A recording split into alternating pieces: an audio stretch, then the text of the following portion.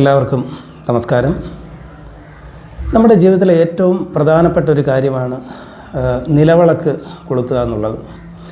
പ്രത്യേകിച്ച് ഹിന്ദുക്കളെ സംബന്ധിച്ച് ഒരു ആചാരം പോലെ തന്നെ നമ്മൾ അനുവർത്തിക്കുന്ന ഒരു കാര്യമാണ്.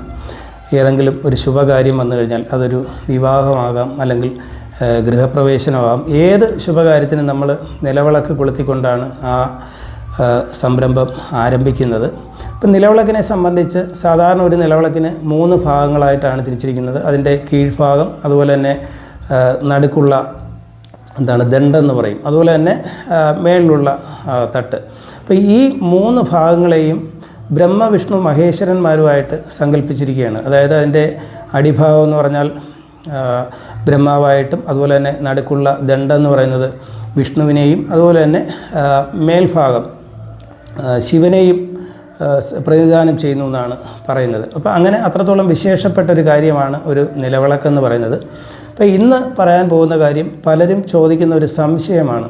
കാരണം നമ്മൾ ഈ അമ്പലങ്ങളിലൊക്കെ കത്തിച്ചു വച്ചിരിക്കുന്ന തൂക്കുവിളക്ക് നമ്മുടെ വീട്ടിൽ കത്തിക്കുന്നതുകൊണ്ട് എന്തെങ്കിലും ദോഷമുണ്ടോ എന്ന് പലരും ചോദിക്കാറുണ്ട്. സത്യം പറഞ്ഞാൽ യാതൊരു ദോഷവുമില്ല, ധൈര്യമായിട്ട് കത്തിക്കാം. പക്ഷേ മറ്റുള്ളവർക്ക് തടസ്സം വരത്തക്ക രീതിയിൽ മുറിയുടെ നടുക്കൊന്നും കത്തിക്കാൻ പാടില്ല. പൂമുഖത്ത് അല്ലെങ്കിൽ സിറ്റ് ഔട്ടിൽ ഒരു സൈഡിലായിട്ട് കത്തിക്കാം. അതുപോലെ തന്നെ പൂജാമുറിയിൽ ഒരു സൈഡിലായിട്ട് കത്തിക്കാം. അതുപോലെ തന്നെ പണ്ടത്തെ വീടുകളിലൊക്കെ നമുക്കറിയാം ഈ നടുമുറ്റം പോലുള്ള കാര്യങ്ങളൊക്കെ ഉള്ള വീടുകളുണ്ട്. അപ്പോൾ അവിടെയൊക്കെ പണ്ട് മുതലേ ഈ തൂക്കുവിളക്ക് കത്തിച്ചിടാറുണ്ട്. അതുകൊണ്ട് യാതൊരു കുഴപ്പവുമില്ല.